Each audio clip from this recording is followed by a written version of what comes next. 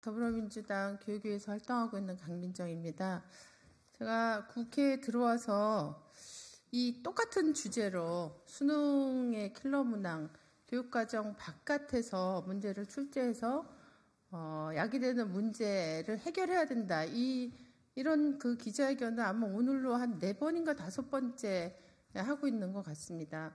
특히 올해의 수능과 관련해서는 지난 6월에 우리 대통령께서 킬러 문항 없애라 이런 사실 밑도 끝도 없이 갑자기 이제 그런 발언을 하시면서 굉장히 수능과 관련돼서 수험생들하고 학부모들하고 그다음 교육계에서 이 문제를 둘러싸고 엄청난 혼란과 갈등과 논쟁이 있었습니다. 수능에서의 킬러 문항 문제는 하나도 사실 해결되지 않았습니다. 특히 제가 아까 말씀드린 평가원이라든가 교육부의 발표, 킬러 문항 없었다는 발표는 사실상 명확한 어떤 그 근거나 이런 것들이 분석 근거나 이런 것들이 전혀 제시되지 않은 상태에 제가 볼 때 느낌은 거의 수필 에세이 수준의 그 분석과 입장문이 아니었나 이렇게 생각합니다. 특히 수학 문제와 관련돼서 여전히 킬러 문항이 있다는 것을 분석한 결과들을 공유하고 이 문제를 해결하기 위한 제도적인 입법적인 해결 방안들이 반드시 조속한 시일 내에 추진되어야 된다. 이런 부분들을 여러분들과 공유하고 하기 위함입니다. 그래서 그 발표되는 분석 내용들을 좀 자세하게 다뤄주시기를 바랍니다. 네, 기자회견문 낭독하겠습니다. 더불어민주당 강민정 국회의원과 강두구 국회의원, 사교육 걱정 없는 세상은 12월 6일 오늘 국회 소통관 기자회견장에서 2024학년도 수능 수학 영역의 고교 교육과정 준수 여부 분석 결과를 발표하는 기자회견을 개최합니다. 교육부는 지난 6월 이후 사교육 경감 대책의 일환으로 공정한 수능을 위해 다음과 같은 정책을 발표했습니다. 공교육 과정에서 다루지 않는 내용으로 사교육에서 문제풀이 기술을 익히고 반복적으로 훈련한 학생들에게 유리한 소위 킬러 문항을 핀셋으로 제거하겠다. 향후 수능에서 공교육 과정을 벗어난 문항을 확실히 배제하겠다. EBS 연계 문항의 경우에도 킬러 문항 요소가 있다면 출제해서 배제할 것이라고 밝혔습니다. 사교육 걱정 없는 세상은 이번 수능에서 공교육 과정에서 다루지 않는 내용을 포함하는 킬러 문항이 출제되지 않았는지 확인하기 위해서 2024학년도 수능 수학 영역의 문항 분석을 진행했습니다. 이번 분석에는 총 14명의 현직 교사와 2명의 교육과정 전문가가 참여하였으며 11월 17일부터 26일까지 10일간 분석을 진행했습니다. 분석기간 종료 후 분석 의견을 종합하여 3차례 이상의 내부 검토 회의를 거쳤고 과반의 의견을 기준으로 해당 문항의 고교 교육과정 준수 여부를 판정하였습니다. 문항 분석 판정 기준은 교육과정 성취 기준과 평가 기준을 중심으로 하였으며 추가적으로 교육부에서 발행한 이전 교육과정 문서, 교육과정 교수학습 자료, 한국교육과정평가원에서 발행한 선행교육 예방을 위한 각 교과별 안내자료, 수학문서를 참고하여 분석을 진행했습니다. 이번 수능에서 출제된 46개의 수학 문제 중에 6개 13.04%의 문항이 교육과정을 수준과 범위를 벗어나 출제된 것으로 판정되었습니다. 구체적으로는 공통과목 문제 중 3개, 그리고 선택과목 문제 중 3개, 이렇게 6개 문항이 수준과 범위를 벗어났는데요. 각 문항별 구체적인 사항은 교육과정의 학습 요소, 특별히 용어와 기호를 벗어나서 출제된 문항이 2개 있었고요. 교육과정의 성취 기준의 범위와 수준을 벗어난 문항이 2개, 대학과정의 내용이 포함되어 있는 문항이 1개, 교육과정의 교수학습 방법 및 평가 방법 유의사항에 미준수한 것이 3개 이렇게 출제되었습니다. 각 문항에 대한 교육과정 미준수 판정 근거는 부침 자료에 소개되어 있습니다. 소위 킬러는 없지만 준킬러 문항들이 출제되었다고 합니다. 실제 지난 관행과 같이 정답률이 아주 낮은 문제의 출제는 줄었을 것이라고 예측합니다. 고무적인 일입니다. 그러나 사교육을 경감시키고 개념 중심의 공교육의 힘을 얻으려면 철저히 교육과정의 수준과 범위 그리고 원리에 입각한 문항 출제가 이루어져야 합니다. 그럼에도 이번 수능도 9월 모평과 마찬가지로 교육과정을 유일무이한 출제 기준으로 삼았다기보다는 함정에 빠지기 쉬운 문항, 과도한 계산을 요구하는 문항 등 현상적인 문제에 천착하여 특정 유형을 배제한 것으로 보입니다. 사교육을 경감하고 학생들이 해당 학년에 배우는 개념을 원리 중심으로 풀어낼 수 있도록 학습하려면 문항 출제의 기초 단계에서부터 철저하게 교육과정을 기준으로 삼아야 합니다. 특정 유형을 배제하는 것만으로는 사교육의 문제 해킹과 숙련된 문제풀이 훈련이 수능 성적을 좌우하는 작금의 문제를 해결하기 어렵습니다. 특히 이번 수능 수학 영역에 출제된 문제 중 공통 22번 문항은 대학 과정에서 다루는 함수 방정식에 준하는 부등식을 제시하였는데 그림 위에서 학생들이 주어진 조건을 해석하는데 극도의 어려움을 겪었을 것으로 예상되는 문제입니다. 참고로 대학 교재에 나오는 함수 방정식 자료를 참고해 주시기 바랍니다.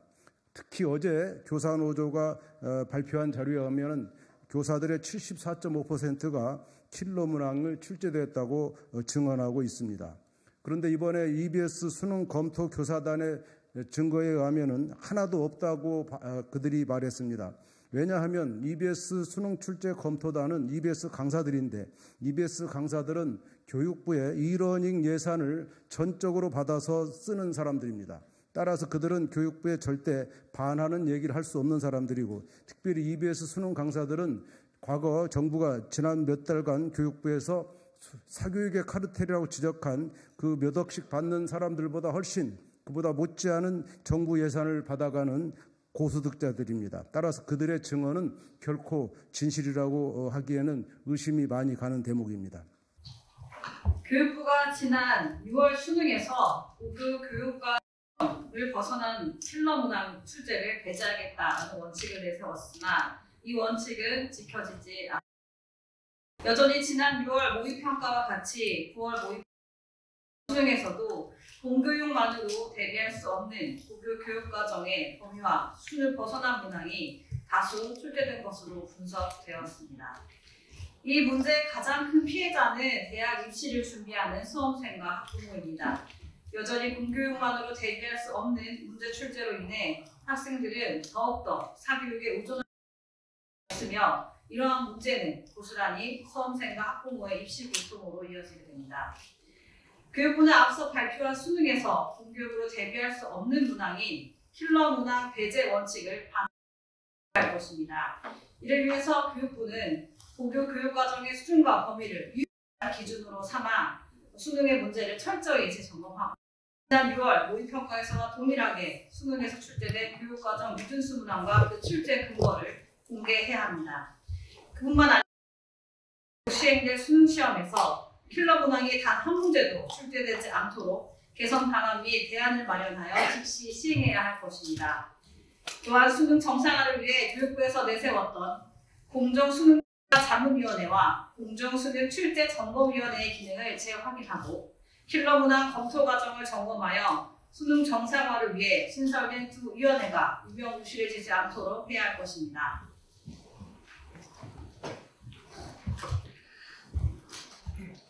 평가원 또한 사교육을 받지 않거나 수능 기출문제를 반복 속달하지 않아도 수험생이 수능시험 문제를 푸는데 아무런 지장이 없도록 수능시험 출제 과정을 전면 재검토해야 합니다. 수험생이 수능시험을 대비하는 데 있어서 더 이상 사교육에 의존하지 않고 공교육만으로도 충분히 대비하는 데 어려움이 없도록 특정 과목 선택자가 유리한 문항 그리고 기출문제의 반복 속달 또한 공식만 알아도 해결 가능한 문제 등의 출제 폐습을 과감하게 버려야 합니다.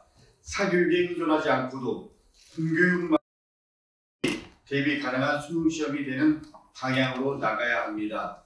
이를 위해서는 수능시험 출제 모든 문제가 고교 교육과정에 포함된 내용을 구성하도록 하며 수능 출제위원 구성과 출제 방식을 전면 재검토해서 출제의 방향성을 전면 개혁해야 합니다.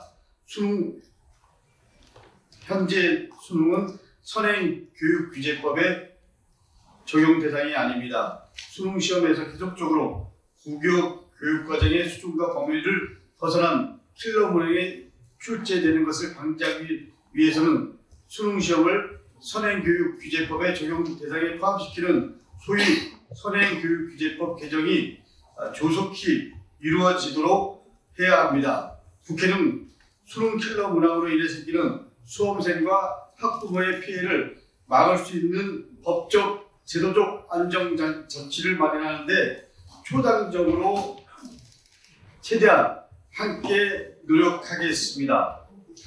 한 말씀만 더 드리겠습니다. 지금 현재 체제에서는 킬러 문항 배제한다는 게 본질적으로 어렵다라고 저는 생각합니다.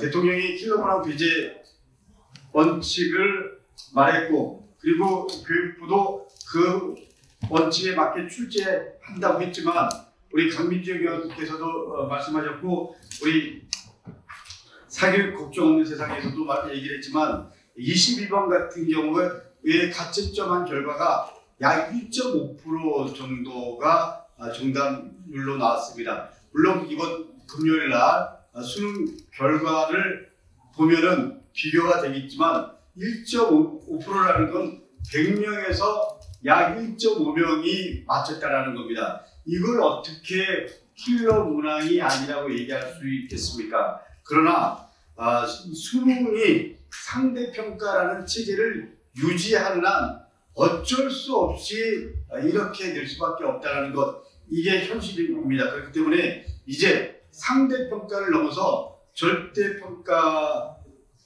제도로 갈 수 있도록 수능 체제가 전면적으로 개편되어야 한다는 게 저희들의 생각입니다. 앞으로 수능 체제의 개편, 이것을 위해서 힘을 모으도록 하겠습니다. 언론인 여러분께서도 적극적 관심 부탁드립니다. 이상입니다.